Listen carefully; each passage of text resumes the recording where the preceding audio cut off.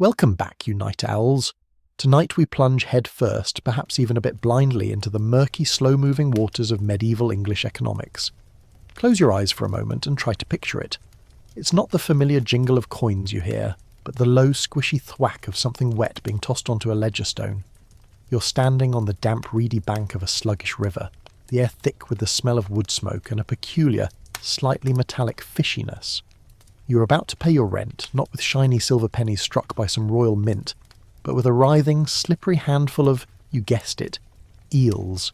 Imagine the sheer, slimy indignity of a financial transaction.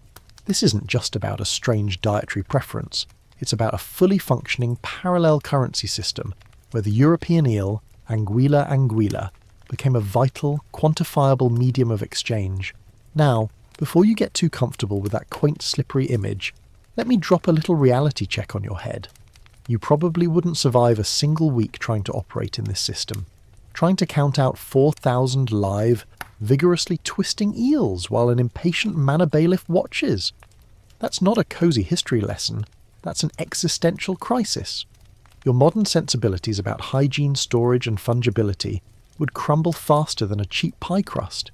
You'd be covered in slime, smelling of the river, and utterly baffled by the complexity of this aquatic economy. So, before you get comfortable, take a moment to like the video and subscribe, but only if you genuinely enjoy what I do here. Tell me, where are you tuning in from tonight, and what is your local time? Let the rest of the sleepyheads know we're diving in deep. Now, dim the lights, maybe turn on a fan for that soft background hum, and let's ease into tonight's journey together. The immediate question that springs to mind is almost comedic. Why eels? Of all the things, grain, livestock, salt, wood, why adopt a long serpentine fish as a fundamental unit of value? The answer is less about eccentricity, and more about stark geographical and logistical necessity in the centuries following the collapse of effective central governance in post-Roman Britain. You see, the early medieval period, let's call it the Anglo-Saxon era, but really running right through the Norman conquest and beyond, was characterised by a serious and persistent lack of reliable, standardised coinage. Think of money not as a piece of metal, but as a universally accepted promise of value. In an economy where you don't have enough gold or silver being mined, refined, and consistently struck into recognisable denominations, the promise starts to look shaky. Counterfeiting was rife, rulers were often weak or temporary, and the infrastructure to move large quantities of coin across muddy tracks and dangerous terrain simply didn't exist. For the vast majority of people, especially those living outside the few urban centres, coin was a rarity, something you might see once a year at a major market, but certainly not something you'd use to pay the weekly rent or the local smith. This scarcity created a vacuum, and into that vacuum slipped commodities, items that were locally abundant, relatively easy to quantify, and universally desirable. Grain, of course, was one, wool was another, and in the fenlands, wetlands, and vast river networks that crisscrossed Anglo-Saxon and later Norman England, the eel was perfect. Eels were not just a food source, they were an endlessly renewable self-harvesting resource that swam right past the doorstep of virtually every major settlement. Look at the map of England, particularly the eastern half. You have the massive fens, an enormous, low-lying, watery expanse that was essentially an eel-generating machine. But even beyond the fens, every major river system from the Severn to the Thames was thick with them. The European eel has this incredible, almost mythological life cycle, migrating thousands of miles from the Sargasso Sea back to these freshwater systems to mature. This meant that every year, like clockwork, the rivers were replenished. This is a mainstream historical fact. The eel's annual migration and high density in English waterways ensured a predictable, massive, and geographically widespread harvest, making it an ideal staple and a reliable commodity. Unlike a cow, which takes years to mature, or a field of wheat, which is subject to the cruel whims of a single season's weather, the eel harvest was surprisingly resilient and regular. Now for the quirkier details. The sheer volume of eels being transacted is what moves them from a useful food item to a currency. We aren't talking about 20 eels here or 100 there. We're talking about payments in the thousands. For example, the great monastic estates, which we'll delve into later, had such an insatiable, ongoing need for fish, particularly on the countless days of religious fasting, that they drove the economy. One famous, slightly quirky or fringe tidbit from historical records involves the Abbey of Ramsey in the Fens. At one point, records show that various rents due to the abbey amounted to over 70,000 eels a year. Imagine that number. 70,000. You'd need a warehouse just to hold them, let alone the specialised storage required to preserve them. It wasn't just a tax, it was an industrial-scale operation. The eels were bundled, often in units of 25, a stick, or 1,000, a seam or skein. A crucial step towards making a squirming fish fungible, that is, interchangeable with another like item. You weren't paying with an eel, you were paying with a standardised stick of 25 eels. This standardisation is the key to any successful currency. But there's an intellectual tension at the heart of this. It wasn't a perfect system, and that's where the scholars get to argue late into the night. Historians still argue whether the use of eels represented a genuine, accepted currency with an intrinsic stable value relative to silver, or if they were merely a convenient non-monetary commodity rent that the landholders, who needed vast quantities of fish, specifically demanded. Think of it this way. If you must pay your lord 100 eels because he needs 100 eels for his dinner, is that currency, or just a bartering request?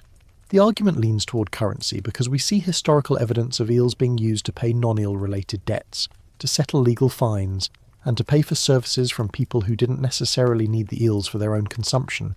They could trade them on. The fact that their value was often directly convertible to a specific weight of silver, even if the silver wasn't present, suggests a currency function. The sheer volume alone made them a sort of aquatic gold. The demand was so high and so consistent, particularly from the landed gentry and the powerful church, that a payment of 1,000 eels was a genuine store of wealth, arguably more liquid and useful than a single silver coin that might be clipped or rejected by the next merchant you met. You knew that a stick of eels would be accepted almost anywhere in the local region. They were reliable, they were abundant, and perhaps most importantly, in a land poor in precious metals but rich in waterways, they were there. So, as you drift off, don't just think of the weirdness of it. Ponder the ingenuity. These people didn't have a mint, so they outsourced their currency production to Mother Nature. They found a reliable, self-renewing asset, they invented standardized units to count it, and they integrated it into a complex feudal economy. This wasn't some funny historical footnote, it was the bedrock of local commerce and taxation, a testament to how human society will always find a way to create a mechanism for economic exchange, even if that mechanism involves a 4-foot-long, slightly terrifying, and perpetually slippery fish. You're still on that muddy riverbank, the ghost of those thousands of eels clinging to the air, and now we need to rewind the historical clock a few centuries. We've established that the sheer abundance of eels was the necessary prerequisite for their currency status. But abundance alone doesn't create a market. It creates a feast. For eels to become a recognised economic pillar, there needed to be an established large-scale infrastructure for harvesting and consumption, and for that, we look to the grand, organised, and surprisingly aquatic habits of the Roman Empire. When the Roman legions arrived in Britain in 43 AD, they didn't just bring roads and villas. They brought a sophisticated, almost industrial-scale approach to food production and resource management. The Romans loved fish, and they were methodical in ensuring a constant supply for their garrisons, their growing urban populations, and their wealthy elite. The eel, in particular, held a certain gastronomic prestige across the empire. It wasn't merely peasant fare, it was a sought-after delicacy, often fattened in elaborate fish ponds or piscinae, and sometimes cooked with an astounding array of spices that would make your modern takeout order look plain. This Roman infrastructure is a mainstream historical fact. Roman engineering and planning directly improved and systematized the capture of aquatic resources in Britain, including the construction of sophisticated fish weirs and ponds near major settlements and forts. They understood hydroengineering, they knew how to manage water flow, and more importantly, they knew how to trap fish efficiently. Think about the construction of their forts and civilian towns. They often utilised nearby rivers not just for drinking water, but for waste disposal and, crucially, for food. The weirs they built, often sturdy, permanent structures made of stone, wood and wattle, weren't just temporary nets. They were highly effective, semi-permanent funnels designed to guide migrating fish, like the eel, into collection baskets. The key legacy here isn't just that the Romans ate eels, It's that they normalised the concept of mass, structured harvesting and extraction of aquatic resources.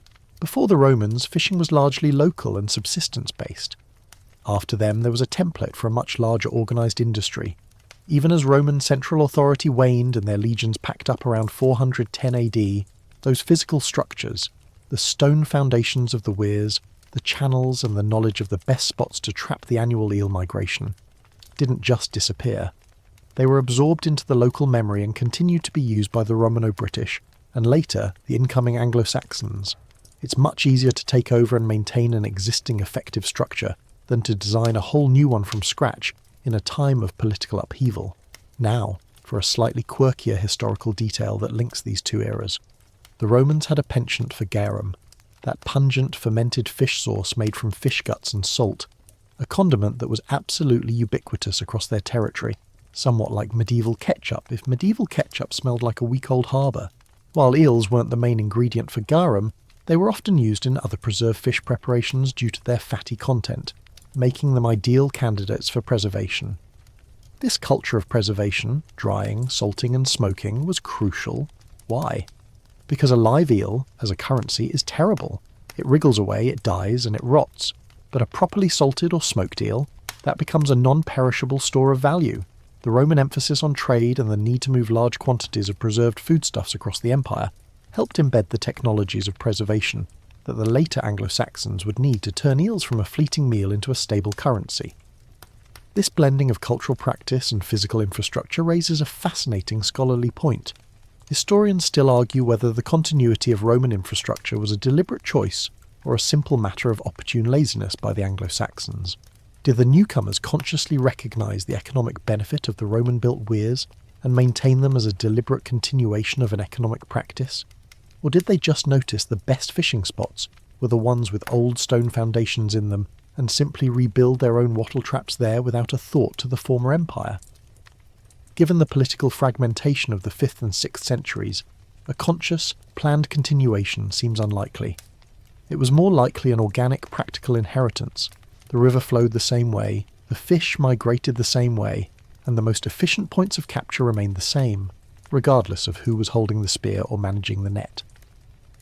The true genius of the eel's subsequent currency status, however, lay in how this Roman legacy of centralised harvesting met the post-Roman reality of decentralised power and a near-total collapse of sophisticated coinage. In a chaotic world, the ability to control and quantify a local predictable resource like the eel became a source of immense power. The large landowners and the emerging class of Anglo-Saxon nobles, and later the monasteries, became the natural successors to the Roman engineers. They didn't just inherit the land, they inherited the hydro rights, the right to dam, trap and profit from the river's bounty. The importance of this control cannot be overstated.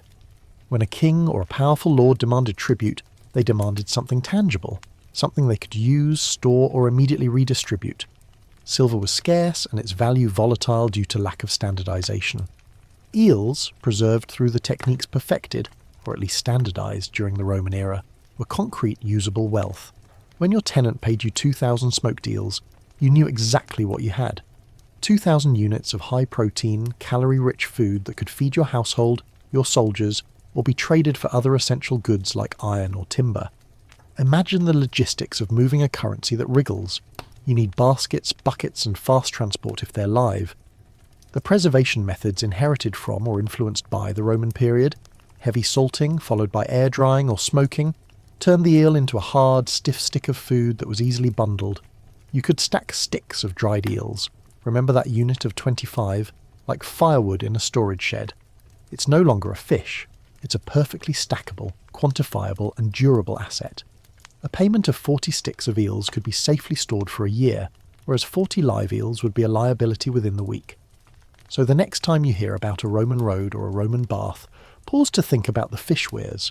The Romans didn't intend to create the currency of the Anglo-Saxons, but by establishing the principles of large-scale fish farming and systematised harvesting, and by introducing efficient preservation techniques, they inadvertently laid the foundations. They made the English landscape not just agriculturally productive, but aquatically profitable. Without that foundational layer of organised resource extraction, the eel would have likely remained a supplemental food source, not the backbone of a sophisticated non-monetary economy that would persist for hundreds of years after their retreat. The eel economy, in a strange, serpentine way, is one of the more enduring, slippery legacies of Roman Britain. We've travelled from the slippery pavement on the riverbank back through the sophisticated but fading ghost of Roman infrastructure. Now let's anchor ourselves firmly in the Anglo-Saxon period, post-Roman collapse, and stare directly at the landscape itself. Because ultimately, the economic prominence of the eel wasn't just a political or logistical decision, it was a geographical inevitability. The sheer physical configuration of early medieval England was perfectly, almost ruthlessly, optimised for the mass production of its favourite serpentine currency. Picture England around the 7th to 10th centuries. It wasn't the neat, drained and highly cultivated patchwork quilt we see today. It was a wetter, wilder, more heavily forested place, dominated by vast interconnected networks of rivers, streams, and, most famously, the colossal watery expanse of the fens. This mainstream historical fact needs to be front and centre. The vast, undrained wetland regions, particularly the fens of East Anglia, provided a hyper-efficient natural environment for the massive populations of European eels, making their harvest uniquely profitable and predictable. The fens, stretching across modern-day Lincolnshire, Cambridgeshire, Norfolk and Suffolk, were not dry land interrupted by water. They were water barely interrupted by land, a sprawling low-lying basin where rivers like the Nene and the Ouse meandered, flooding seasonally and creating the perfect habitat for the eel to spend its crucial years of maturation. Eels thrive in these slow-moving, often muddy, oxygen-poor waters. They can even absorb oxygen through their skin, allowing them to traverse damp ground to find new ponds or to bypass obstacles. Their life cycle, which we touched on, is the engine of this economy. They are born thousands of miles away in the Sargasso Sea, drift across the Atlantic as tiny transparent glass eels, and then swim up the rivers of Europe to spend sometimes 10 or 15 years in the freshwater systems, fattening up before making the colossal journey back. This long residence period meant the rivers were constantly stocked with generations of eels, ready to be harvested. It was a natural, self-regulating biological bank account. The abundance wasn't just confined to the fens, though they were the undisputed eel capital of the West. Every region with a decent-sized river or estuary was in on the action. The Thames, the Severn, the Trent all became natural conveyor belts for eel wealth. Crucially, the topography of the country, with its numerous small tributaries feeding into these larger rivers, meant that eels were accessible even to inland settlements, not just those on the coast or in the vast marshes. Now, let's inject a slightly quirkier, more sensory tidbit. To truly understand the economic significance, you have to appreciate the density of the eel population. During the Great Autumn Migration, when the mature silver-bellied silver eels started their seaward journey, the rivers would practically seethe with them. Historical accounts, often tinged with exaggeration, nonetheless paint a picture of water so thick with migrating eels that you could almost walk across them in certain spots, or at least scoop them out with minimal effort. This concentration made harvesting during the migration a massive undertaking, almost like a natural gold rush, where a single well-placed weir could yield thousands of fish in a single night. This predictable concentration of the resource made them incredibly easy to trap in bulk, which is necessary if you're going to use something as a currency. If you can't get 1,000 units easily, it's a failed medium of exchange. The very physical act of trapping the eels also helped formalise their value.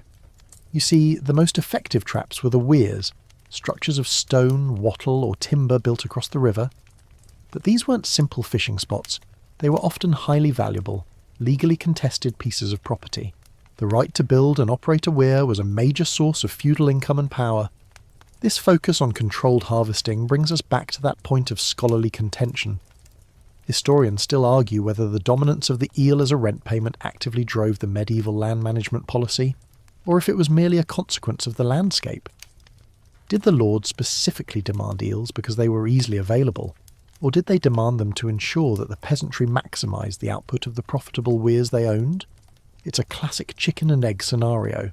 If the king's tax is payable in eels, it incentivises the building and maintenance of eel traps. Conversely, if your land has a great eel trap on it, you'll naturally try to find a way to monetize it. and demanding eels as rent is the simplest option. The consensus leans towards a symbiotic relationship. The geography provided the resource, and the prevailing tax rent system formalised the demand, making the asset central to the manorial economy. The control of water rights became as important as the control of arable land. The person who controlled the stretch of river with the best eel weir essentially controlled a local mint, issuing a steady supply of currency in the form of slippery fish. This control was a powerful tool for feudal lords to exert authority, particularly because setting up a permanent weir required significant investment and, crucially, permission that was rarely given to mere peasants. Imagine yourself as an Anglo-Saxon peasant, looking out over the misty, flat expanses of the fens. Your world is liquid. Your wealth is measured in bundles of fish. The yearly eel harvest wasn't just a bonus, it was your annual tax deadline. If the harvest was good, you survived, you paid your lord, and you had enough protein to last the winter.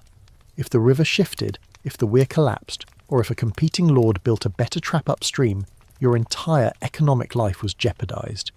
It was an economy built quite literally on the flow of water and the mysterious, magnificent life cycle of the eel. This whole economy was perfectly decentralised, which was essential for a society lacking strong central government and uniform coinage. You didn't need the King of Wessex to authorise your eel currency. You just needed a river and a market that recognised the local value of 1,000 cured eels. This ecological reality, a self-stocking, high-density, easily trapped and universally needed protein source, is the unsung hero of this historical deep dive.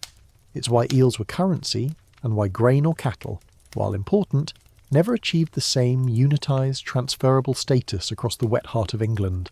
The landscape dictated the currency, and for centuries the currency was wet, brown and extremely hard to hold on to. We've established the eel's ecological fitness and the Roman foundations for its organised harvest. Now, we turn our gaze to the entity that provided the single largest, most ravenous and most consistent demand for this aquatic currency, the monastic estates. Without the church, the eel might have remained a valuable foodstuff. With the church, it became hard currency. Imagine the sheer scale of a major medieval abbey. Places like Ely, Ramsey or Peterborough, all strategically located right in the eel-rich fens. These were not small, quiet retreats. They were massive, complex economic engines, often ruling over thousands of acres of land, supporting hundreds of monks, lay brothers, servants, and often providing hospitality to travelling nobles and pilgrims. This required colossal, year-round provisioning. The key driver for this consumption, and thus the economic value of the eel, was religious doctrine. This is a mainstream historical fact. The rules governing Christian abstinence and fasting in the medieval church created an enormous, non-negotiable demand for fish, establishing eels as an essential commodity for provisioning major monastic houses. The rules were comprehensive and strictly enforced. Fasting wasn't just about Lent. It extended to many vigils, ember days, and crucially every Friday and Saturday of the year, which were generally observed as fish days. For large communities of monks committed to an ascetic lifestyle, meat was off the menu for well over half the year. What do you feed hundreds of people, 150 to 200 days a year, if not meat? Fish. And in the environment of medieval England, what was the most reliable, easily preserved, and abundantly available fish? The eel. Compared to finicky sea fish that required complex coastal logistics and rapid transport, the freshwater eel was literally swimming up to the monastery gate. The sheer consistency of this demand created a stable, high-value market for eels that guaranteed their worth. If the lord of the manor didn't need 5,000 eels, the nearby abbey always did. This institutional demand provided the ultimate liquidity for the eel currency.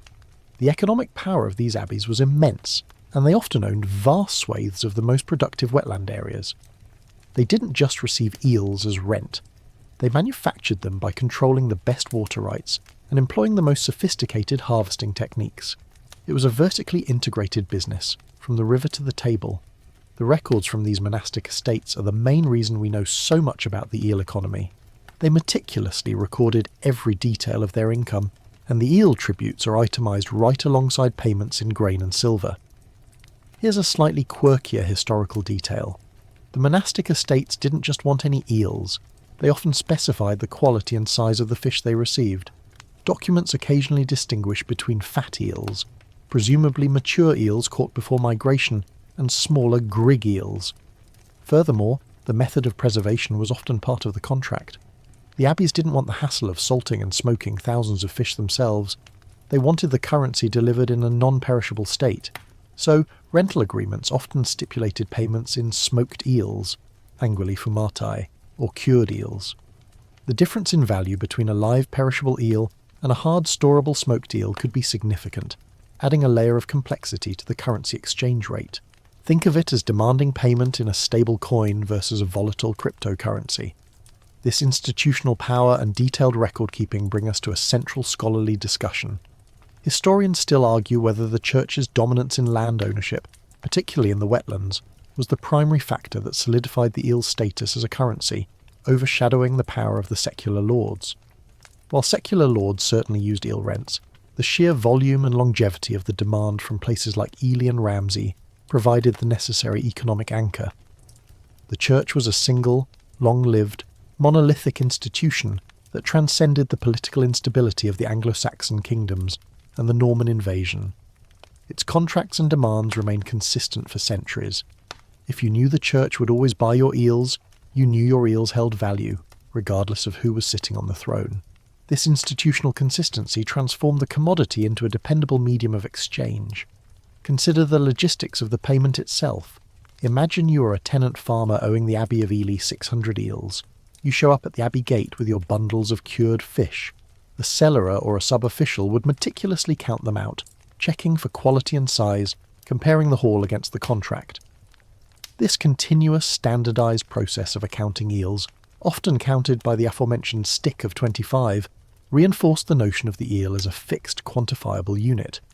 It wasn't a casual barter. It was a formal transaction recorded in Latin on parchment. The storage areas of these monasteries must have been incredible, and probably smelled, well, let's just say, fishy. They needed massive, dry, cool spaces to store not just the grain and the wine, but the thousands upon thousands of dried eel sticks that represented a substantial portion of their annual income. These stores were literally the vaults of the medieval economy. When a monastic estate needed to pay for specialised services, say, a travelling craftsman to repair the church roof, or a lawyer to argue a land dispute, they could use a portion of their massive eel stock, effectively using the eels as an internationally recognised payment, knowing that the recipient could either consume them or sell them immediately in the local economy. In essence, the monastic estates perfected the system. They had the motive, religious obligation, the means, vast land ownership including prime eel trapping locations, and the mechanism, meticulous record-keeping and standardised demand, to take the ecological potential of the eel and cement its role as a stable, widely accepted unit of value. They turned a biological requirement for food into an economic imperative for the entire region. When we move to the Domesday Book in the next section, you will see how this monastic model of accounting for eel rents became the standard for royal record-keeping across the land. The Church didn't just eat eels, it engineered the economic environment that made them money. You've stood in the shadowy storage rooms of the great abbeys, realising that the Church's endless demand for fish was the motor driving the eel economy. Now we jump forward in time to a moment of supreme, meticulous, and terrifying administration, the compilation of the Domesday Book in 1086. This enormous 2-volume survey, commissioned by William the Conqueror after his victory at Hastings, provides the single most undeniable piece of evidence that the eel was a functioning quantified asset, recognised and taxed by the highest authority in the land. This is a mainstream historical fact. The Domesday Book, a comprehensive survey of England commissioned in 1086, meticulously recorded eel renders, payments, owed from specific manors, treating them as a legitimate and quantifiable form of economic asset alongside livestock, cultivated land, and cash. The purpose of the Domesday Survey, or the Great Survey as it was known then, was simple and brutal, to determine who owned what and how much it was worth, so that the new Norman regime could maximise its taxation. The King's commissioners were forensic accountants with swords, and they weren't interested in quaint bartering, they were interested in revenue. The fact that the surveyors went to the trouble of recording specific, often huge, payments in eels proves their acceptance as a stable and convertible unit of value. The questions asked were standardised across the kingdom. What is the name of the place? Who held it in the time of King Edward before the conquest? Who holds it now? How many hides? How many ploughs? How many mills? How many fish ponds? How many eels? That last query is the crucial part. The eel was important enough to be included in the Royal Register of Wealth, right next to the ploughs and the peasants. The numbers are staggering. If you spend time with the Domesday folios, you discover that eels are not a one-off payment in a remote area. They are a persistent feature, particularly across East Anglia and the Midlands, the watery heartland we discussed. Hundreds of entries detail rents owed in eels. For instance, the Manor of Norton in Worcestershire owed a staggering 1,500 eels a year. The town of Wansford in Northamptonshire owed a whopping 17,250 eels from its mill and river rights. These aren't payments for a quick snack. They are major industrial-scale tributes. This reliance on eels as a measure of wealth provides a quirky or fringe historical detail. The Domesday Book entries often associate the eel render directly with the physical infrastructure used to catch them. Payments are frequently recorded as coming from the mill or from the weir, gort or weir. This means the eel render was a tax on the infrastructure itself. The payment wasn't just for occupying the land, it was for the right to operate the high-value equipment that trapped the migrating fish. If your mill dam had an integrated eel trap, a very common efficient setup, that trap was a designated profit centre for the crown or the local lord. This specificity ties the economic value not just to the resource, but to the means of extracting it, underscoring its importance. The methodology of the survey brings us to a deep scholarly debate. Historians still argue whether the Domesday record of eel rents represented an actual exchange rate against silver coinage, or if it merely formalised pre-existing non-monetary obligations. Was a Domesday eel worth, say, a fixed fraction of a penny, making it a true sub-unit of currency? Or did the Norman administrators just tally the traditional payments because it was easier than commuting them to coin, even if they couldn't precisely value them? The prevailing argument suggests that for local transactions an understood equivalence did exist. The sheer necessity of trade meant that, locally, everyone knew how many eels it would take to buy a sack of salt or a day's labour, giving them a de facto currency status. The Domesday officials recorded the physical payment, but the underlying economy ensured its monetary utility. The inclusion of eels in the Domesday Book did more than just confirm their existence as a revenue stream. It formalised the units of exchange. By recording a set number, 1,500 eels, 17,250 eels, the Crown implicitly sanctioned the established local conventions for counting them, such as the stick of 25. The Norman administration, with its love of meticulous centralised record-keeping, essentially rubber-stamped the local eel currency system. It made the eel payment part of the national economic ledger. This meant that any new lord or landholder, inheriting a manor, couldn't just dismiss the eel render as a strange local habit. It was a legally binding, officially recorded obligation. Consider the political implications. The Norman conquest was a complete disruption of the Anglo-Saxon elite, but in many aspects of local economic life, the Normans were practical. They needed the economy to run, and the simplest way to do that was to adopt and codify existing profitable systems. They recognised that where silver was scarce, a high-value, high-volume, self-replenishing commodity like the eel could not be ignored. It was too valuable to replace. Imagine being one of the Domesday commissioners, a nervous Frenchman travelling through the wet, unfamiliar landscape of the fens. You're told by a nervous, half-comprehending local that the land owes 6,000 eels. You're forced to record this wriggling, stinking and utterly essential asset in your grand centralised record of the English kingdom. This is the moment the eel transitioned from a local commodity to a nationally recognised, if regionally concentrated, fiscal asset. The Domesday Book is the great window into the early medieval economy, and through that window we see a vast, slimy wealth flowing from the waterways to the coffers of the powerful. The eel was no joke. It was serious, quantifiable money, stamped with the king's own record-keeping seal. You've just witnessed the Domesday commissioners recording thousands of eels as taxable wealth, solidifying their status as an official asset. But now we hit the essential logistical problem that every currency faces: standardisation. How do you take a slippery, irregularly sized, perishable fish and turn it into a reliable, countable unit of value. Medieval people, with their genius for practical problem-solving, didn't just throw a heap of eels at the bailiff, they created sophisticated accounting measures. The challenge was immense.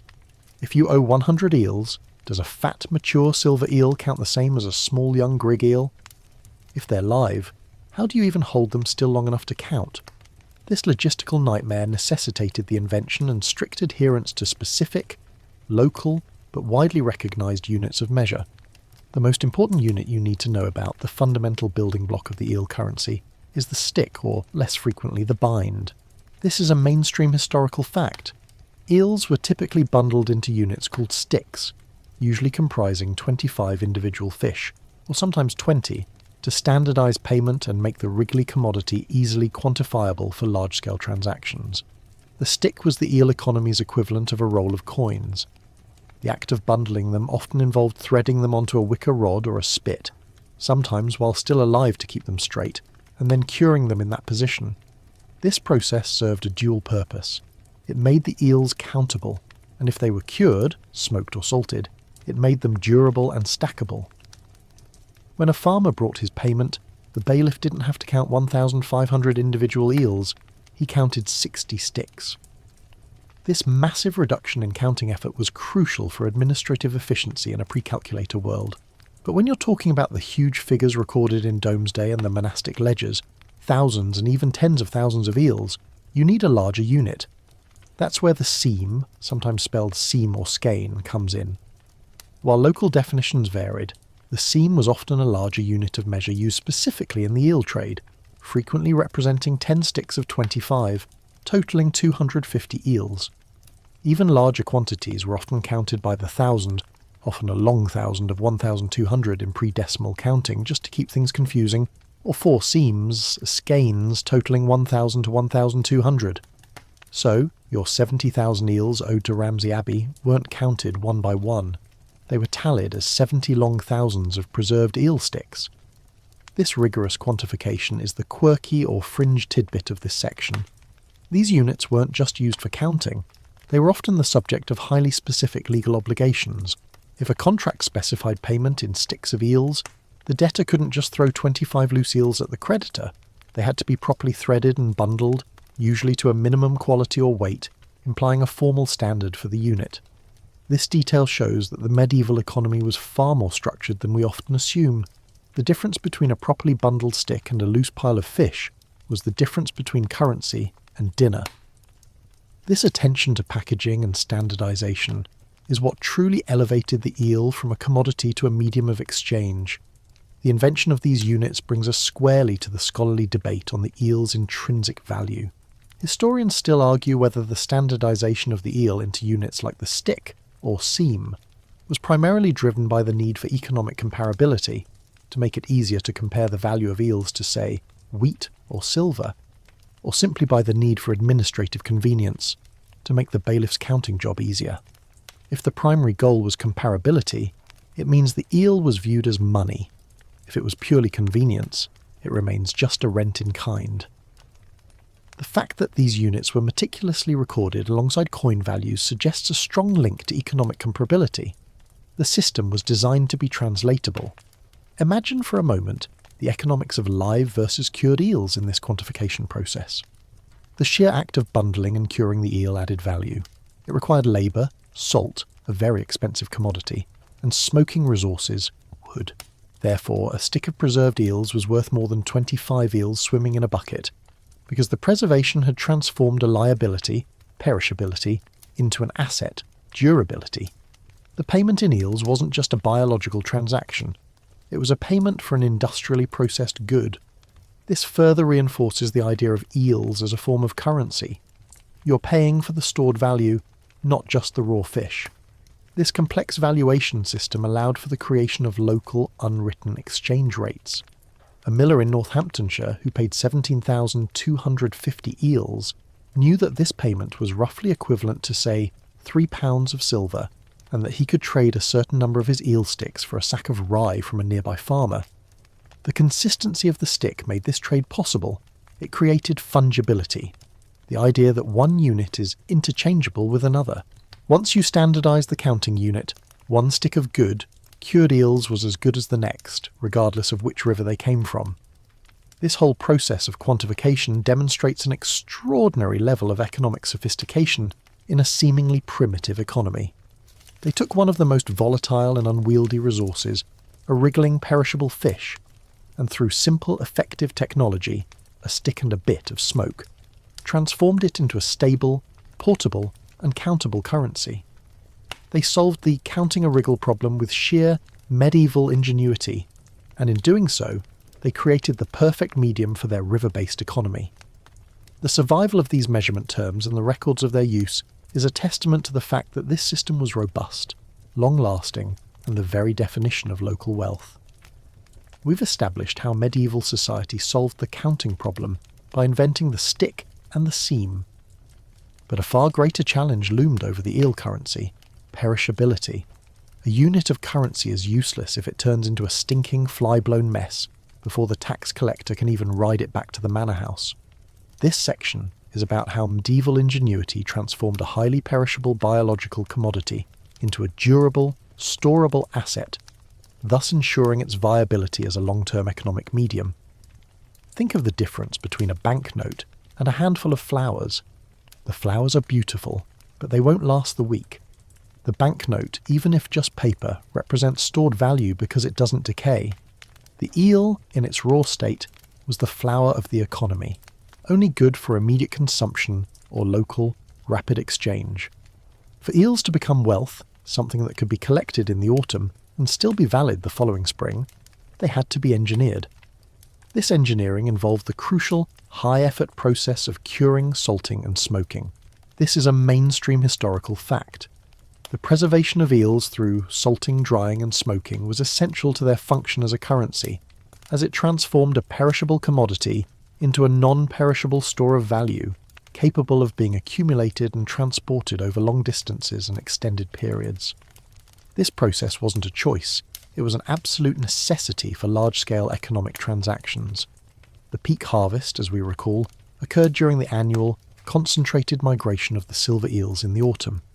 This period saw a massive glut of supply, meaning thousands of fish had to be processed within days to prevent spoilage. The eels were typically gutted, threaded onto the aforementioned sticks, and then heavily salted.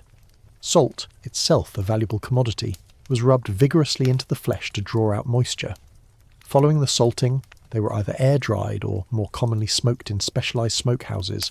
Smoking was the preferred method, particularly for the high-value eel rents demanded by abbeys.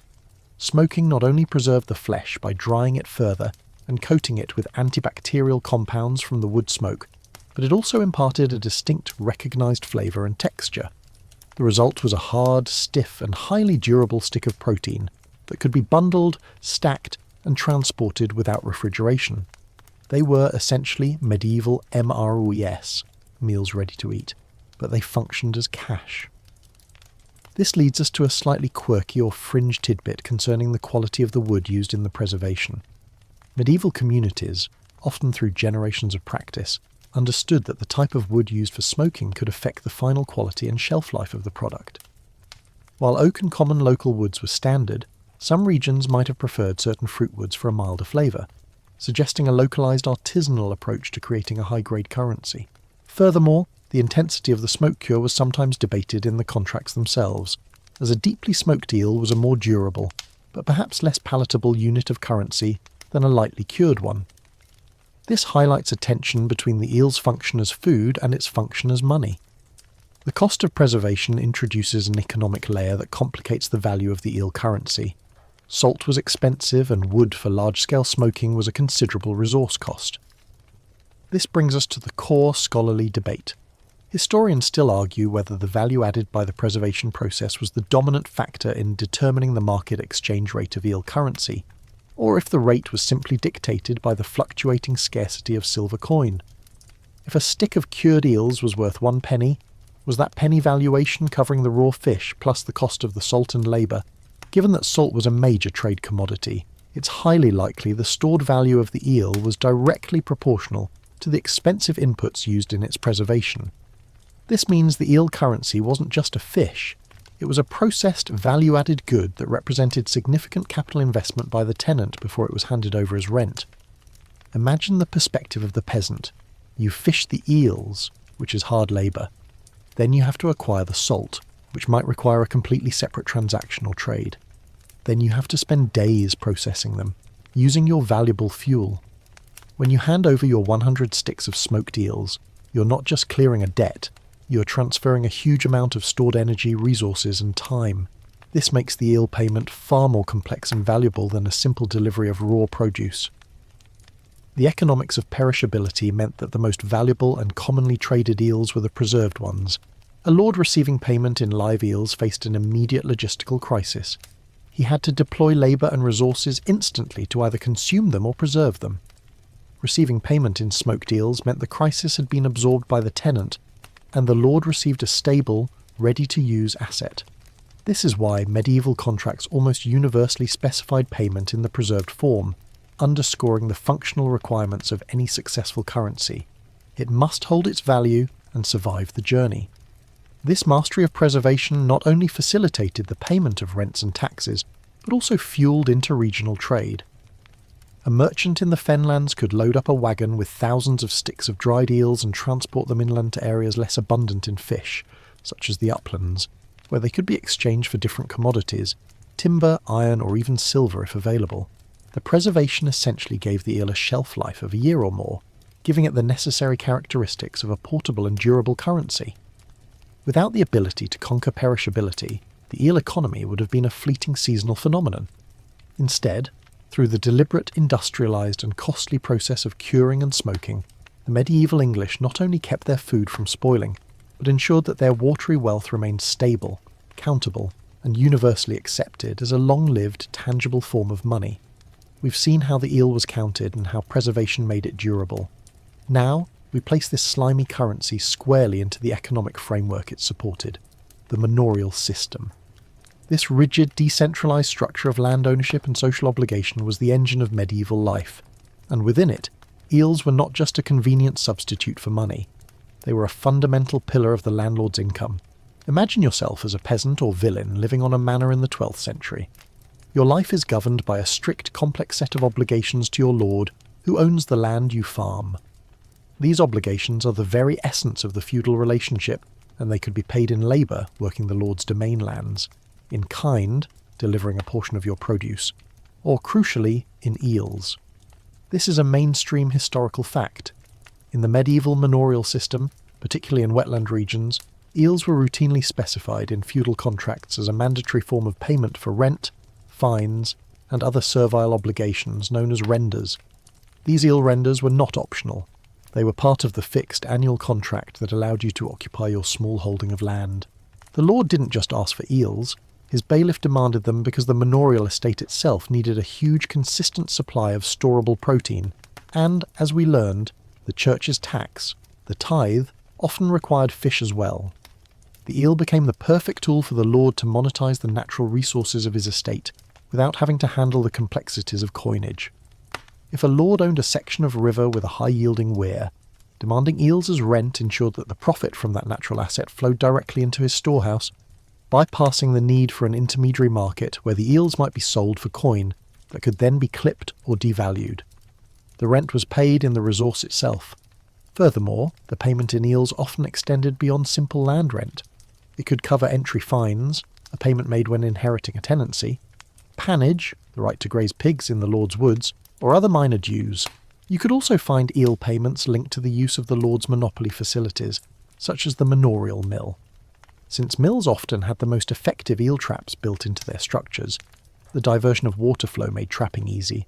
The miller might pay a separate large eel render for the privilege of operating the mill and benefiting from its unintentional secondary product, fish. Now for a slightly quirkier historical detail that reveals the depth of this economic system. Eel payments could even be used to commute labour services. Instead of spending 2 days a week working on the lord's fields, a peasant might negotiate to pay an extra stick of eels per month.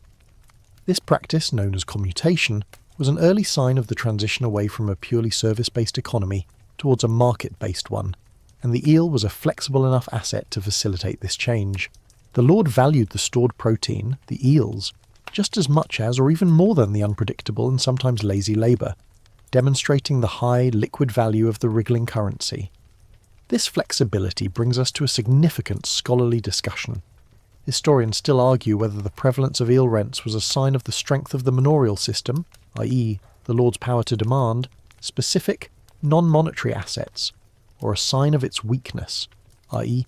the practical necessity of accepting commodity payments in a coinage-poor economy. If the system was strong, the Lord simply chose the most profitable rent form. If the economy was weak, the Lord was forced to take what the peasant had. The prevailing view is a synthesis. The manorial system was strong enough to dictate the form of payment, but the local economy was weak in coinage, making the demand for a locally abundant, high-value asset like the eel the most sensible economic choice for both parties. The eel was the bridge between the feudal obligation and the nascent market economy. Think about the impact of these payments on the peasant household. The eel obligation wasn't trivial. If your holding owed 200 eels a year, that required consistent fishing effort throughout the spring and summer, and a major effort during the autumn migration, followed by the labour and expense of curing them. Remember the cost of salt. This meant that the economic activity of eel fishing and preservation was not an optional side gig. It was a mandatory part of maintaining your tenancy and your family's economic survival. The eel was the collateral for your life. The transfer of the eels was a highly ritualised event. The date for the delivery of the eel render was fixed, often around the feast days or after the main harvest. The bailiff, armed with his tally sticks and ledger, would receive the carefully bundled sticks of eels. Any shortfall was subject to a fine, often payable in more eels, or sometimes even in coin if the peasant could acquire it. This rigour shows that the eel payment was taken just as seriously as a payment in silver. In short, the manorial system provided the legal and administrative structure that gave the eel its currency status. It formalised the demand through contractual obligation, utilised existing infrastructure, weirs and mills, and integrated the eel into the fundamental relationship between the lord and his tenants. The eel wasn't just swimming in the river, it was swimming through the entire feudal structure, holding it together with its slippery preserved value. We have journeyed deep into the manorial heartland, seeing how eels paid the most crucial debt: rent.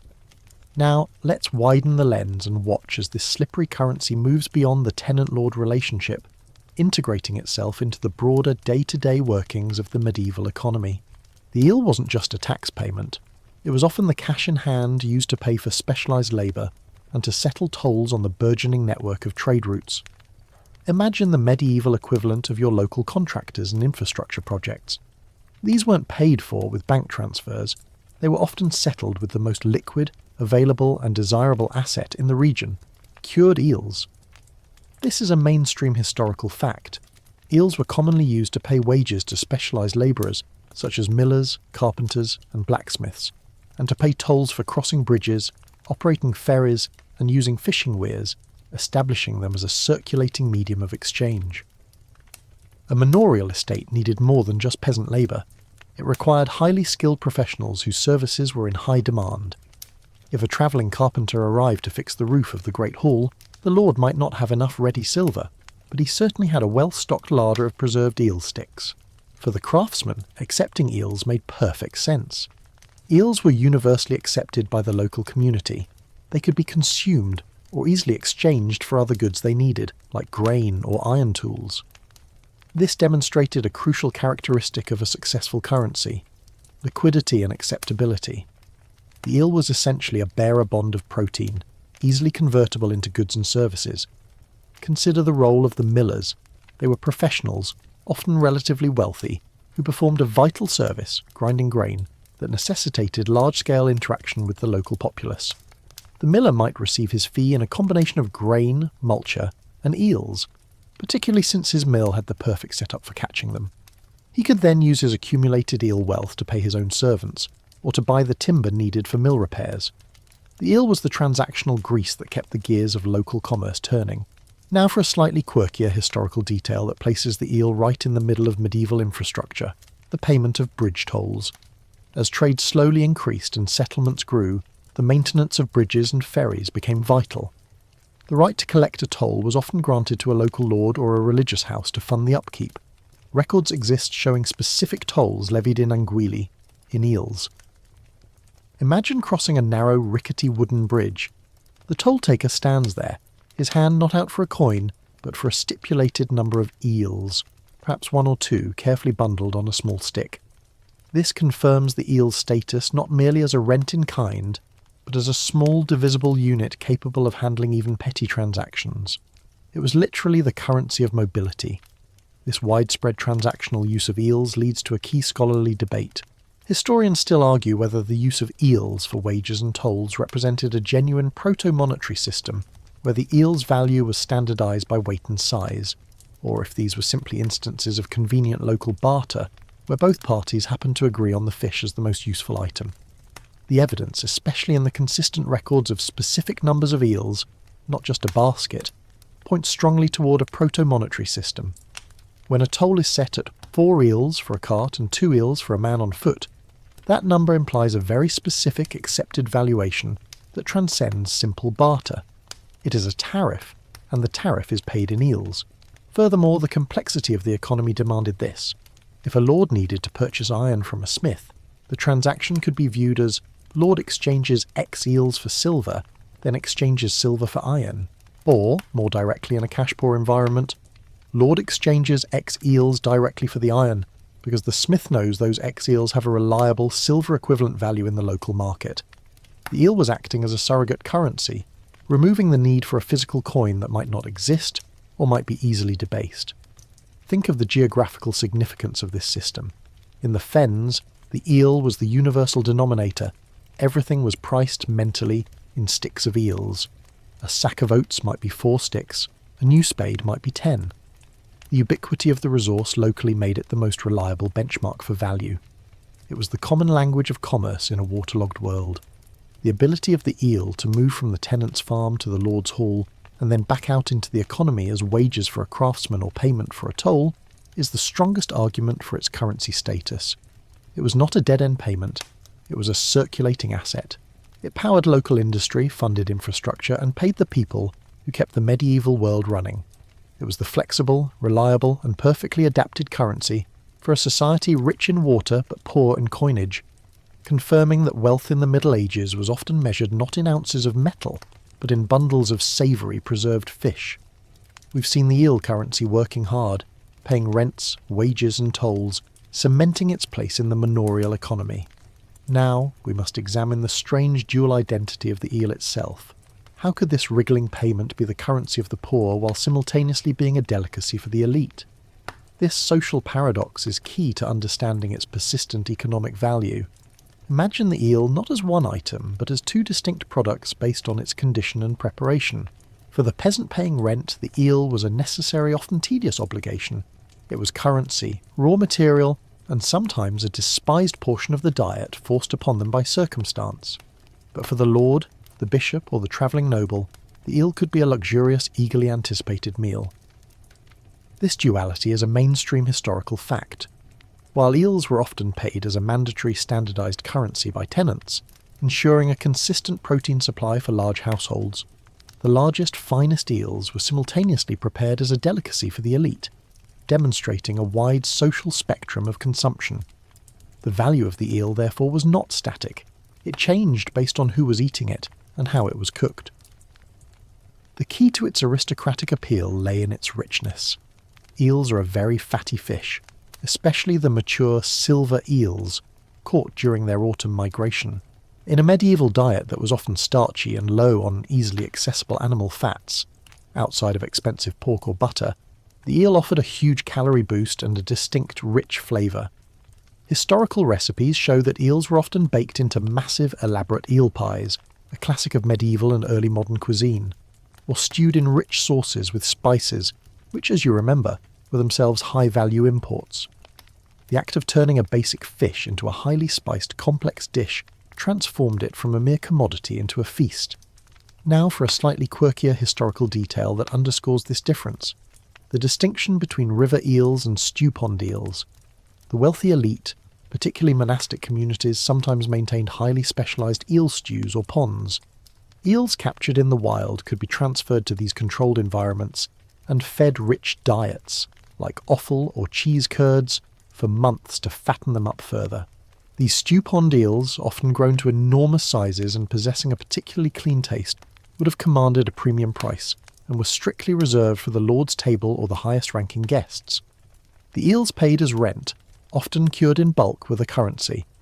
The stew-pond eels were the equivalent of a rare, high-denomination gold coin, used only for the grandest occasions.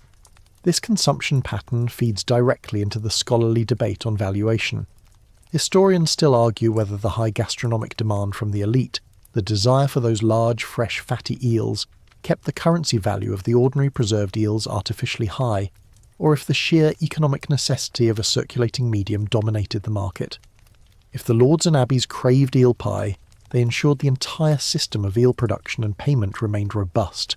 It's likely the appetite drove the administration. Because the elite wanted the best eels, they created a system, the eel render, that provided a base quantity of all eels, securing the supply chain that generated their feasts. The economic system was, in a way, subservient to the lord's desire for a particularly rich fish course on a Friday. Think about the psychological impact on the peasant. The eels they fished, cured, and paid as rent were viewed as a heavy burden, a deduction from their limited resources. Yet the same product, perhaps even the slightly smaller ones rejected by the manor bailiff but kept for the family's own diet, was their most reliable source of protein. They ate eels not by choice but by necessity, often prepared simply or poorly. The lord, however, enjoyed the same basic item transformed by wealth and labour into a delicacy. The difference between an ordinary peasant's smoked eel and a lord's elaborate eel pie was a visible, tangible symbol of the class divide in medieval society. This dynamic also illustrates the genius of the manorial economy. The lord demanded eels because they served two distinct and highly profitable purposes. They were a liquid currency to run the local economy, paying wages, buying goods, and a luxury food source to satisfy his personal consumption needs and those of his prestigious guests. Few other commodities could fulfill both roles so effectively. Grain was necessary, but not a delicacy. Silver was currency, but inedible. The eel was unique in bridging the gap between cash and cuisine. The ability of the eel to hold value across the social spectrum, being valuable as a basic protein and as a luxury item, is what ensured its persistence as currency. It meant that every eel, no matter its final destination, was assured a market. The currency of the poor was literally the fuel and the feast of the rich, making the entire ecosystem of eel production and payment an economically secure system. The eel's slipperiness, in this case, was not just physical, it was social, allowing it to glide effortlessly between the account book and the banquet table. You've traced the eel's slippery path across the feudal landscape, from the fens to the feast, and realised its economic power. But the medieval period wasn't static. Even as the eel currency thrived, a formidable, shiny competitor was slowly but surely reasserting its dominance: silver coinage. To understand why eels persisted as money for centuries, we have to look at the severe, continuous challenges faced by the metallic currency system. Imagine the economic landscape as a slow, painful tug-of-war. On one side, you have the localised, reliable, resource-based currency of the eel, perfectly adapted to the geography. On the other, you have the abstract, state-backed, but fundamentally flawed system of silver pennies. This is a mainstream historical fact. The persistent scarcity of mined silver in England, coupled with the instability, irregularity, and endemic practice of clipping, shaving off small amounts of metal, rendered metallic coinage unreliable and mistrusted for routine transactions, thus sustaining the viability of commodity currencies like eels. The problem wasn't just a lack of coins, it was a lack of trust in the coins that did exist. In the early medieval period, the process of mining, minting, and distributing silver was decentralized, inefficient, and often corrupt. Every new king or powerful magnate might strike their own coins, leading to huge variations in weight and purity. Furthermore, the coins in circulation were almost universally targeted by clippers, petty criminals who would literally shave minute amounts of silver from the edges of the coin before passing it on. Over time, a coin could lose a significant portion of its intrinsic silver value. Since the coin's value was theoretically based on its weight in precious metal, this clipping made people deeply suspicious. You had to weigh the coin every time you received it, making trade slow and cumbersome. The state tried to fight clipping through punitive laws and periodic, drastic recoinages, calling in all the old clipped coins and replacing them with freshly minted ones. This process was chaotic, expensive, and never fully successful. It also had a severe immediate deflationary effect, creating temporary but intense local shortages of currency. When the king called in the silver, the local economy stalled. This is where the eel shines as a quirky or fringe historical detail. The eel was unclippable. It was an asset with intrinsic value. It was food, and its currency units, the stick of 25, were standardised by count and, to a degree, by size, rather than by a precise, easily manipulated weight of metal. An eel was an eel. You couldn't shave a bit off the side of a smoked eel stick and still use it as currency, without the loss being immediately obvious. Its value was tangible, based on its physical utility and mass, not on a stamp of royal authority that could be easily undermined by a pair of shears. This made the eel a far more stable and trustworthy currency for local, day-to-day transactions than the officially sanctioned silver penny. This persistent struggle between coin and commodity forms the basis of a key scholarly debate. Historians still argue whether the dominance of eel rents in specific regions reflected a lack of silver availability or a deliberate choice by landlords to opt for a currency form that was resistant to devaluation through clipping and royal fiat. If the lords were simply taking the easiest payment, that suggests low silver availability. But if a sophisticated abbey like Ramsey was capable of commanding silver, but chose eels, it suggests a strategic economic decision to hold their wealth in an asset that could not be debased by the outside world. The records suggest a blend. Low availability made the eel necessary, but its resistance to fraud made it desirable. The eel currency, therefore, became an essential economic shock absorber. When a recoinage was announced and silver vanished from the local market, the eel economy didn't miss a beat. The flow of eel sticks continued, wages were still paid, and local markets functioned because they relied on a predictable, locally generated currency that was immune to the manipulation and logistical failures of the royal mint. Furthermore, the scale of the currency problem was immense. For a peasant making a small transaction, buying a chicken or paying a small fine, the smallest silver coin, the penny, was often too large a denomination. While halfpennies and farthings did exist, they were much rarer and often cut from the penny itself, creating more counting and trust issues. The eel, counted in single units or small sticks of 25, offered a much-needed smaller denomination, functioning as the small change of the waterlogged economy. The continuous, reliable migration of the eel acted like a natural annual mint. Every autumn, the rivers essentially printed vast quantities of fresh currency, unlike the sporadic and often insufficient releases of silver coin from the royal mints. This natural renewal provided a liquidity that the silver system simply couldn't match in these cash-poor localized economies. So, while the king and the national economy gradually moved towards a metallic standard, the local economy remained fiercely loyal to its indigenous, slimy substitute. The eel wasn't just used because silver was scarce. It persisted because the silver that did exist was often unreliable. The eel was the currency of trust, stability, and abundance, proving that sometimes the best money is the one you can eat, and that cannot be easily shaved down by a passing rogue. We've established that the eel was a trustworthy, non-clippable, and abundant currency, but its economic power rested entirely on the ability to harvest it reliably and in massive quantities. This brings us to the crucial infrastructure of the eel economy, the fish traps and weirs.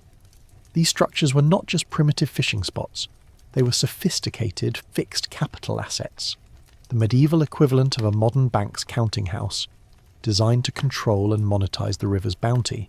Imagine the river not as a freely flowing natural entity, but as a heavily engineered, privately owned resource. The primary tool for this control was the weir, a partially or fully dammed barrier built across a river. This is a mainstream historical fact. Fish weirs, and particularly those designed to catch migrating eels, were highly valuable, legally regulated, and consistently maintained pieces of property that formed the backbone of the eel economy, controlling the supply and maximising the yield for manorial lords and monastic houses. The weir worked by exploiting the eel's biology. As the mature, fatty, silver eels began their seaward migration, they would swim downstream. The weir, often a V-shaped or U-shaped structure made of interwoven wattle, stone or timber, would funnel the entire flow of the river into one or more narrow apertures. In these narrow channels, large basket-like traps, known as eel pots or kiddles, would be placed. The eels would swim straight into the pots and be trapped, often in thousands, ready for the nightly collection. It was a passive, highly efficient and predictable method of mass harvesting.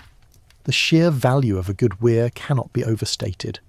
Owning the rights to a prime weir was a source of massive, consistent annual income, the eel currency flowing directly from the river to the lord's coffer. This led to intense regulation, and often fierce disputes. The Crown frequently attempted to control or ban certain types of weirs, particularly those that obstructed navigation or damaged fish stocks, illustrating their recognised economic and physical impact on the environment and the economy. Now, for a slightly quirkier historical detail that reveals the ingenuity involved, the sophisticated integration of eel traps with watermills. As we briefly touched on before, this sluice gate and the leat, the artificial channel that carries water to the mill wheel, provided the perfect point of concentration. The enormous force of the water that drove the mill wheel could also be used to passively drive eels into traps placed at the outflow. The miller, therefore, was not just grinding flour, he was also running a highly effective automated eel trap. This dual function explains why so many Domesday entries link eel renders directly to the ownership of a mill. The two assets were symbiotically tied. The mill provided the energy for the village, and its infrastructure provided the currency for the economy. The control over these traps leads us to a crucial scholarly debate. Historians still argue whether the geographical control of the best weir locations, which allowed for monopoly harvesting, was a greater source of wealth and power for the medieval lord than the control of fertile arable land. While land provided essential grain, the weir provided liquid, instantly marketable currency, the eels, that could be converted or traded much more easily than bulky sacks of wheat. In the watery regions like the fens, the answer leaned strongly toward the weir. Control of the river's wealth meant control of the region's currency supply. The very existence of these weirs created a localised form of economic protectionism. A lord who owned the weirs on his stretch of the river essentially had a monopoly on the local eel supply, allowing him to dictate the terms of trade and the value of the eel currency within his territory. For the peasant, the weir was a mixed blessing. It ensured the availability of the currency needed to pay rent, but it also meant that the lord controlled the most efficient means of harvesting, limiting the peasants' ability to maximise their own personal profit from the resource. This system of controlled supply through fixed infrastructure is what distinguishes the eel economy from simple scavenging or opportunistic fishing. It was an industrialised process of resource extraction, driven by high capital investment, building and maintaining the weir, and protected by legal privilege. The weir was the medieval version of a fractional reserve bank, managing the flow of the river's wealth and ensuring a consistent annual injection of currency into the local economy. Without this disciplined, continuous control over the supply chain, the eel would have remained just a food source, not the stable economic engine that powered the medieval heartland for centuries. We have established the physical control over the eel supply through the use of sophisticated weirs. Now we must examine the formal legal dimension that governed this watery wealth.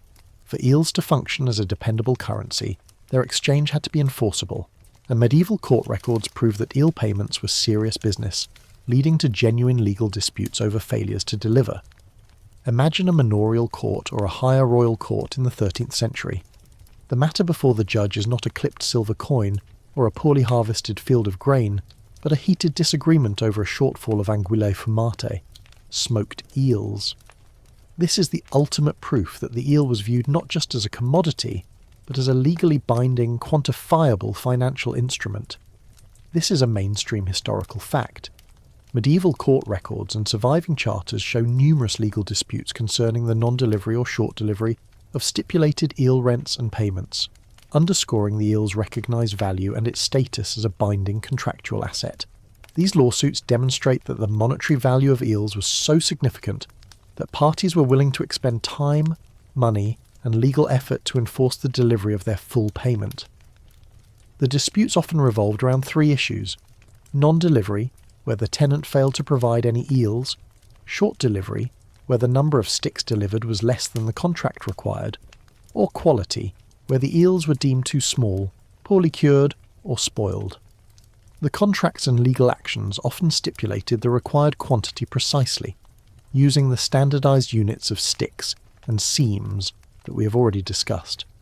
When a legal document specifies a fine for failing to deliver 4 seams of good cured eels, it is treating those eels exactly as it would treat an equivalent fine in silver coinage. The law recognised the eel as a fixed debt obligation. Now for a slightly quirkier historical detail that reveals the nature of these contracts: the use of penalty clauses payable in other commodities or in silver. Some eel contracts contained a clause specifying what the tenant would owe if the eel payment failed. For instance, a debt of 1,000 eels might have a penalty clause that stipulated a payment of, say, £2 of wax, or a fixed amount of silver. This option allowed the lord to protect himself against a catastrophic year for eels, like a season with a weir collapse or unusual drought, but it also provided a fixed exchange rate in the legal mind. The clause implicitly stated, "These eels are worth this much wax or this much silver." This legal mechanism confirms the eel's convertibility and its accepted benchmark value against other commodities and coinage. The existence of these formal legal contracts brings us to a significant scholarly debate. Historians still argue whether the complexity of these legal wrangles was due to the eel's inherent variability as a biological currency, leading to disputes over quality and size, or the simple, unavoidable breakdown of any feudal contract. If the variability of the eel was the issue, it suggests the currency was inherently flawed. However, the fact that disputes over non-delivery of grain, wine, or even coin were also common suggests that the eel's legal troubles were simply a symptom of the enforcement issues common to all medieval contracts. The fact that the courts, which were bastions of royal and manorial authority, accepted and adjudicated these eel contracts as valid economic instruments is the strongest argument for their currency status. Consider the role of the monastic scribes in this process. As major recipients of eel rents, the abbeys became experts in contract law related to this commodity. They meticulously drafted the charters and leases, precisely defining the terms, units and conditions of the eel renders. Their record-keeping provided the necessary paper trail and legal precedent that allowed secular courts to enforce the payments when disputes arose. This professional administration is what gave the eel currency its staying power and legal legitimacy. Imagine the severity of the consequences for the peasant who failed to deliver his eel rent. It wasn't just a matter of a missed dinner for the lord. It was a breach of a feudal contract that could lead to the confiscation of property, or even eviction from the land that was their only means of survival. The eel debt was a debt of life and livelihood. The court was not just recovering a fish, it was restoring the entire economic order of the manor. The legal enforcement of the eel currency is the final, undeniable stamp of its economic validity. It transitioned the eel from a desirable foodstuff to a legally defensible high-stakes financial instrument. The law, that slow, cautious engine of medieval society, had recognised the wriggling fish as a valid medium for the transfer of wealth and the settlement of debt. This bureaucratic and judicial acceptance moved the eel far beyond a simple local eccentricity and into the realm of formal economics. The slippery eel was, quite literally, holding up the legal foundation of regional trade. We've seen the eel currency validated by law, but now we must confront a simple geographical reality. Not all of medieval England was an eel factory. The economic role of the eel varied dramatically across the landscape, demonstrating that the system was a sophisticated, flexible response to regional resource distribution. The currency was strong where the fish were abundant, and it was a trade good where they were scarce. Imagine drawing a line down the middle of England. To the east, you have the low-lying, watery heartlands, the fens, East Anglia, the Thames Valley, where the eel was the most natural form of wealth.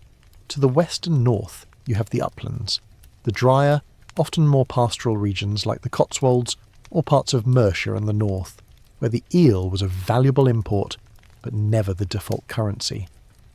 This is a mainstream historical fact.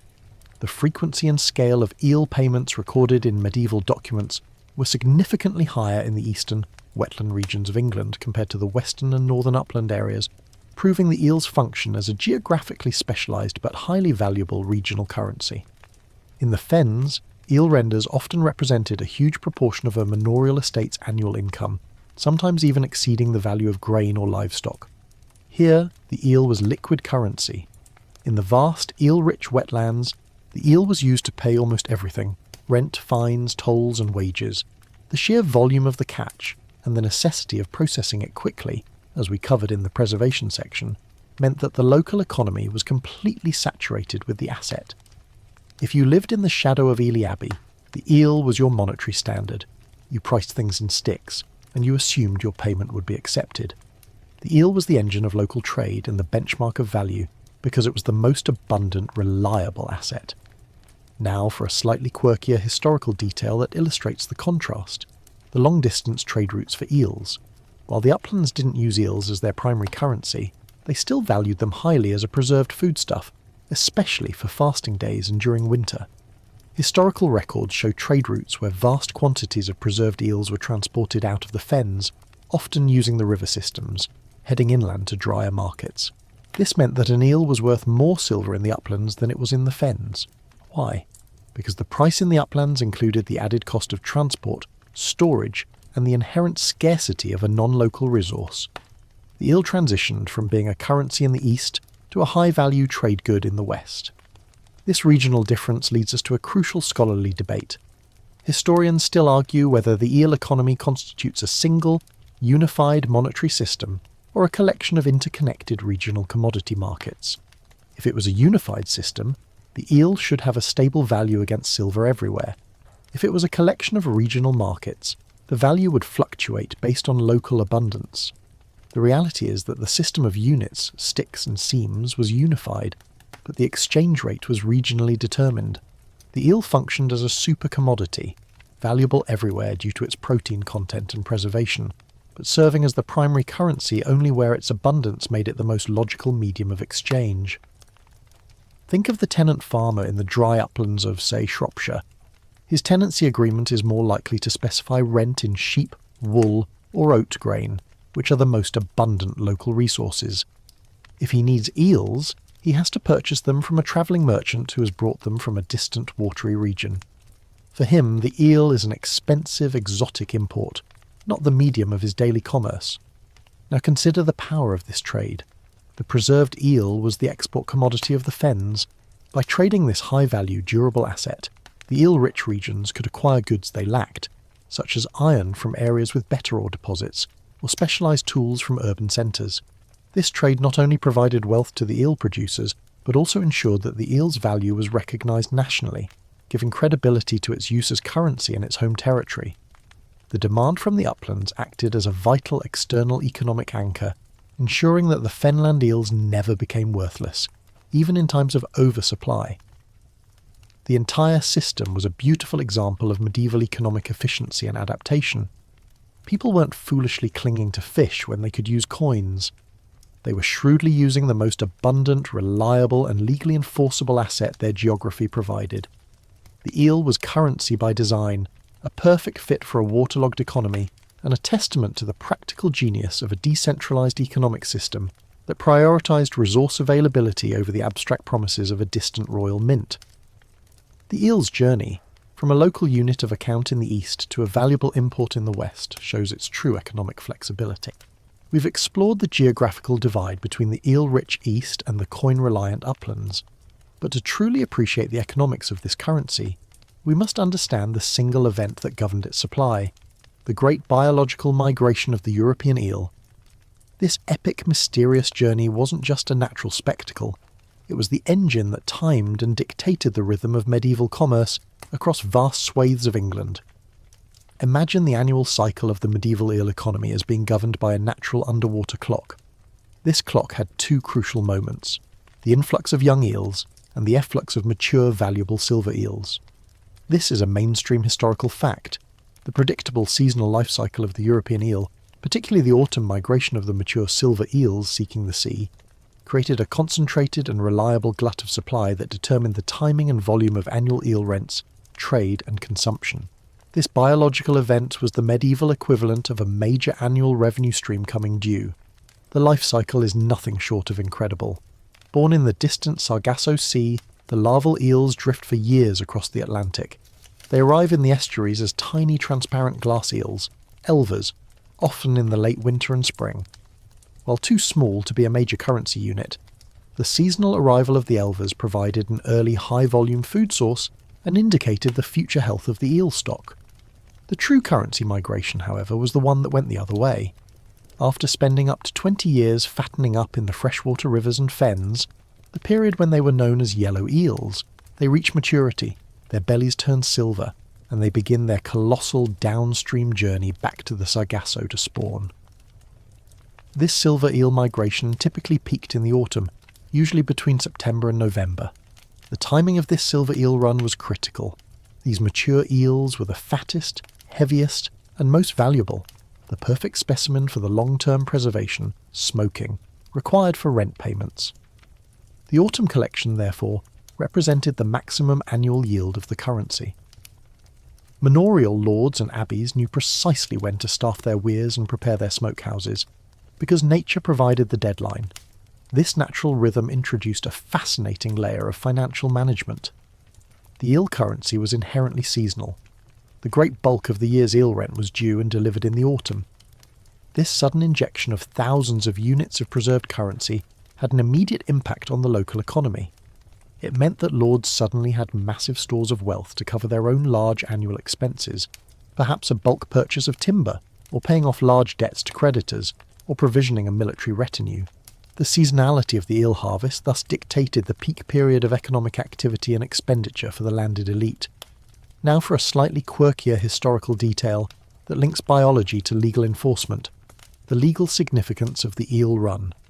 Some medieval contracts and fishing rights documents referred specifically to the timing of the eel harvest, sometimes defining the fishing season as running from the Feast of St. Michael to Christmas, precisely to coincide with the main silver eel migration. This meant that the legal year for eel harvesting was defined not by the calendar, but by the biology of the fish. Furthermore, the sheer, sudden abundance created by the run sometimes caused the local price of fresh eels to temporarily plummet, even as the cured eel currency maintained its standardized value, showing the clear distinction between the commodity and the processed currency unit. This intense biological link to economics brings us to a deep scholarly debate. Historians still argue whether the predictability of the eel migration provided a level of economic stability that compensated for the chaotic nature of the silver currency supply. The silver supply was vulnerable to clipping, mining output, and royal policy. The eel supply, while vulnerable to severe weather or disease, was structurally guaranteed by a massive annual natural migration. The annual certainty of the eel run provided a foundation of wealth that the feudal economy could literally bank on, making the eel currency perhaps the most naturally sustainable medium of exchange of the era. Imagine the atmosphere during the peak eel run. The rivers were alive, and the weirs were operating non-stop. For the peasant, it was an intense, exhausting period of work. Fishing, cleaning, salting, and smoking, to meet the manorial obligation. But it was also the time when they secured their own survival, and fulfilled their financial duties. The whole economy held its breath for the autumn harvest. The eel migration, therefore, wasn't just a natural phenomenon observed by medieval people. It was the mechanism that monetized the landscape. It ensured that the eel-rich regions received a guaranteed, massive annual infusion of a durable, high-value asset, enabling them to participate in long-distance trade and maintain a complex, stable economic structure rooted in the rhythm of nature. The eel was the currency of nature's annual dividend, and the medieval economy was perfectly adapted to receive it. We've explored how the eel's biology created the supply, but no currency lasts forever. While the eel economy was perfectly adapted to its time, the slow tectonic shifts in medieval agriculture and, crucially, the evolving preferences of the dinner table began to undermine the eel's status as a necessary currency. The simple fact is, tastes changed, and so did the economic value proposition of the slippery fish. Imagine the high medieval period, say the 13th to 15th centuries. This era saw significant improvements in agricultural efficiency, a recovery of the population after various plagues, and a greater integration with European trade networks. These changes slowly loosened the grip of the eel on the English economy. This is a mainstream historical fact. Improvements in agricultural output, the increasing availability of affordable, non-perishable preserved sea fish, such as salted cod and herring, and the greater prominence of meat in the diet of wealthier households gradually reduced the necessity of eels as the primary source of preserved protein. The eel, once the default protein for non-fasting days, began to face stiff competition. Firstly, let's talk about the sea change in sea fish. As the coastal towns like Yarmouth and Grimsby grew, and as techniques for salting and drying fish improved, herring and cod became major commodities. These fish could be caught in vast quantities, salted, and then transported inland, providing a high-quality, non-perishable protein that was often cheaper and easier to handle than a stick of smoked eel. Herring was abundant and easily preserved, earning it the nickname the beef of the sea. For a monastic house or a large manorial estate, stocking their larder with barrels of cheap, consistent salted herring began to look much more appealing than dealing with the seasonal glut and localised procurement of eels. Secondly, the gradual rise in the economic status of some non-noble groups meant that more people could afford to eat better. The diet of the prosperous yeoman or merchant started to include more meat, pork, beef and fowl, not just on feast days but with greater frequency. When one could afford a sheep or a pig, the mandatory reliance on fish, even high-quality eel, decreased. The eel began its slow slide from being an essential staple to being a mere seasonal option. Now for a slightly quirkier historical detail that signals this shift, the changing fashion of the aristocratic table. While we talked about the glory of the eel pie, other forms of game and imported foodstuffs began to steal the culinary spotlight.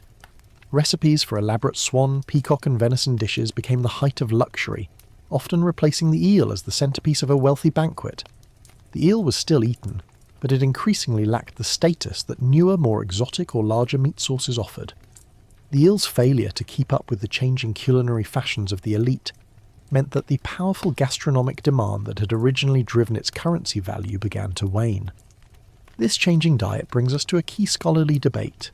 Historians still argue whether the reduction in the value of the eel currency was caused primarily by supply-side issues, overfishing, changes in the fen's ecology, or the rise of competing fisheries, or by the shift in demand, changing tastes, agricultural improvements. The consensus leans towards the demand side.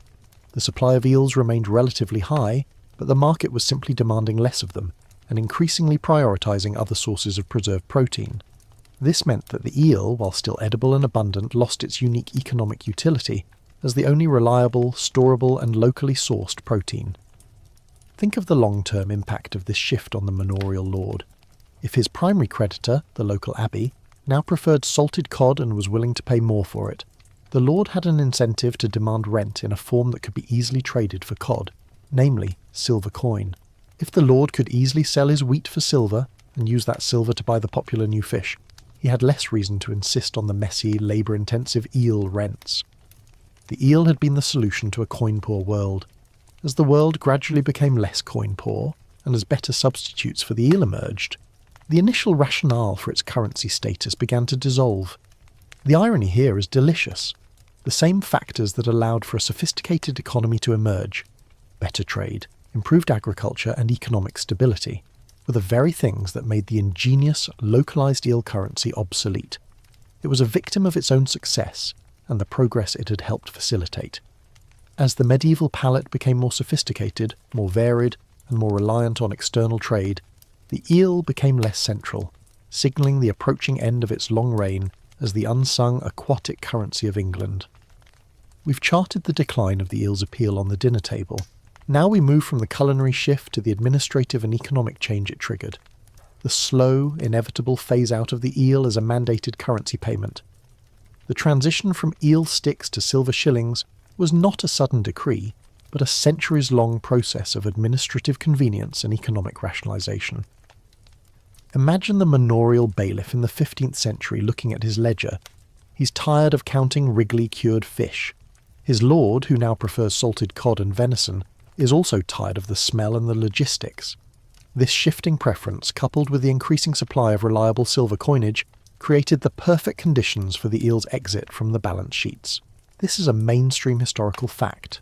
The decline of the mandatory eel currency was characterised by the gradual administrative commutation of eel rents into fixed money payments, a process accelerated by the increased circulation of silver and the desire of landholders for simplified, non-perishable revenue streams. Commutation means substituting a service or payment in kind, like eels, for a payment in coin. This process started slowly in the 13th and 14th centuries, often initiated by the tenants themselves. If a tenant had a good year and managed to acquire some silver coin, It was often easier and less labour-intensive to offer the lord a cash payment equivalent to the value of the eels, rather than spending the time and effort to fish, salt, and smoke the thousands of eels themselves. For the lord, a handful of clean, easily transportable silver was becoming preferable to a wagon load of smelly, preserved fish that required specialised storage and staff to manage. The Black Death in the mid-14th century inadvertently accelerated this process. The massive labour shortages that followed the plague increased the bargaining power of the surviving peasantry. They were able to demand better terms for their tenancies, and one of the most common demands was the commutation of their rents, in kind, including eels, into fixed money rents. Lords, desperate to keep tenants on their land, reluctantly agreed. This event was a major catalyst in transforming the entire feudal system from a service economy to a money economy, and the eel was one of its first victims. Now for a slightly quirkier historical detail that reveals the administrative headache of the eel discount.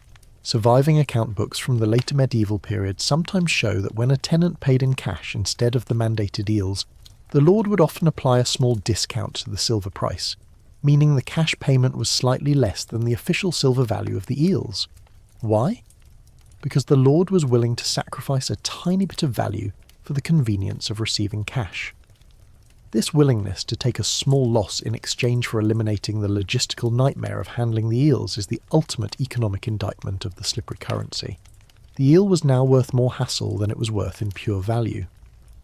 This shift from eel sticks to silver coin brings us to a key scholarly debate. Historians still argue whether the disappearance of eel rents should be primarily attributed to the monetary policy, the increasing success of the royal mint in creating reliable silver, or to the broader social and economic change, the commutation driven by the rise of a market economy and post-plague labour shortages. While silver reliability certainly helped, the records suggest that the driving force was the practical convenience and the demand for labour. The eel was an inherently labour-intensive currency, fishing, salting, smoking. When labour became expensive, after the plague, it became cheaper for all parties to simply use the increasingly available silver, which required no local processing. The eel was effectively priced out of the market by rising wages. Think of the difference in scale. In the Domesday era, paying 70,000 eels was a necessity. By the Tudor period, that same value could be collected in a small, secure box of gold and silver coins, which could be instantly deployed to purchase goods anywhere in Europe. The coins were fungible, portable and durable, requiring no smokehouses or massive storage facilities. As trade expanded beyond local markets and into the national and international sphere, a localised, resource-based currency like the eel was simply not fit for purpose. It was a currency that perfectly served a decentralised local economy, but failed to adapt to a centralising, globalising one. By the 16th century, mandatory eel payments largely vanished from new rental agreements, becoming little more than a peculiar historical footnote or a small symbolic tradition in a handful of very old leases tied to former monastic lands. The Great Weirs, once the source of immense wealth and legal dispute, either fell into disrepair or were repurposed for navigation and flood control. The eel itself remained a valued foodstuff, particularly among the working classes, but its life as a quantified, legally enforceable medium of exchange had come to an end. It was officially rendered obsolete by convenience and commerce. We've arrived at the end of the eel's economic reign, having witnessed its displacement by the convenience of coinage and the shifting demands of the market. But a system that dominated the economy for half a millennium doesn't simply vanish without a trace.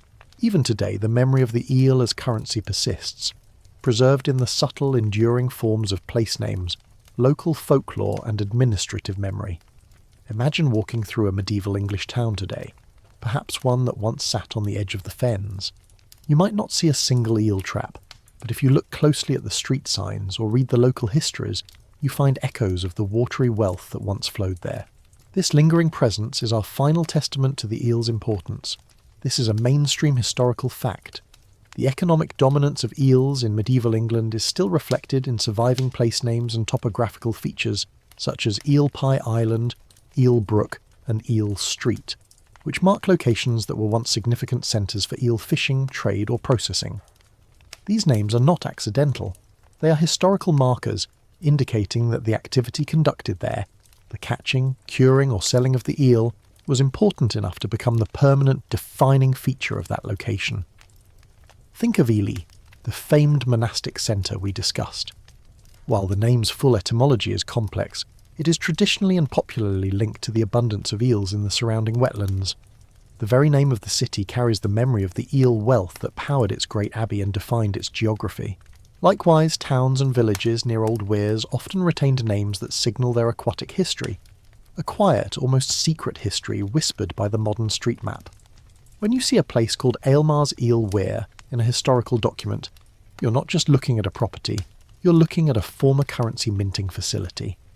Now for a slightly quirkier historical detail that keeps the memory of the eel alive, the persistence of eel dishes, particularly eel pie, into the early modern and even modern era. While eel lost its status as a mandatory luxury for the elite, it retained a tenacious hold on working-class cuisine, particularly in London and the areas surrounding the Thames. The famous eel pie houses became institutions, not just serving the historical delicacy, but linking back, however tenuously, to the vast eel trade that fed the capital for centuries. The continuity of this specific dish, long after it had lost its mandatory economic function, serves as a cultural artifact of its former necessity. The food itself became the memory.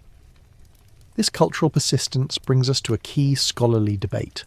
Historians still argue whether the memory of the eel economy, as preserved in folklore and place names, is a reliable indicator of its actual economic significance, or if it merely reflects the striking, unusual nature of the trade, e.g., people remember the oddity of paying with eels more than the boring payment with coins. The consensus is that the memory is reliable precisely because the trade was so unusual and so massive. It was a distinctive, large-scale and legally contentious trade that imprinted itself on the landscape and the legal documents of the time. You wouldn't name a street after a place where 2 unremarkable chickens were traded. You name it after the weir that yielded thousands of eels annually. Think of the administrative afterlife of the eel. Even after commutation to silver, the older complex contracts and manorial records had to be preserved. For centuries, subsequent estate managers and lawyers pored over documents detailing rents in sticks and seams. This paper trail of the eel economy, the Domesday records, the monastic cartularies, the manorial rolls, became the very mechanism through which the historical memory of the eel currency was passed down. The past was literally written in fish units, ensuring that the oddity of the payment was never truly forgotten. The eel currency, in its final decline, offered a powerful lesson in economics. The perfect currency is the one perfectly adapted to its environment. For 1,000 years, in a land of fens, mud and scarce silver, the slippery preserved eel was exactly that perfect fit. It was a tangible, predictable, and locally abundant asset that met the need for both food and fiscal liquidity. Its slow fading from the scene wasn't a failure, but a sign that the society it had so cleverly supported had finally evolved beyond the need for it. The rivers still flow, the eels still migrate, and the names on the old maps still quietly testify to a time when wealth wriggled and rent was paid in fish. And now, as the last remnants of the medieval day fade into the deep, quiet darkness, let the images of those long-ago rivers and bustling weirs simply drift away. Feel the quietness of the room settle around you, the slippery details, the arcane language of sticks and seams, the smell of wood smoke and salt. You can let all that sink into the softness of your pillow. The great journey of the eel, from the depths of the Sargasso Sea to the pages of the Domesday Book, has concluded. You are safe now, far from the chilly draughts of the manor hall and the pressure of meeting your annual eel render. You navigated the intricacies of a pre-monetary world and emerged with a deeper understanding of how necessity breeds ingenuity. The economic history we explore together is often complex, sometimes strange, but always a reminder that human civilization finds a way. Rest assured, the weight of the eel's historical importance has been captured, counted, and filed away for the night. Let your mind unspool, like the long, quiet current of a river at rest. There are no more accounts to settle, no more fish to count, only peace and silence awaiting you. Let yourself sink fully into the warmth, knowing you carried a whole, strange economy in your mind tonight.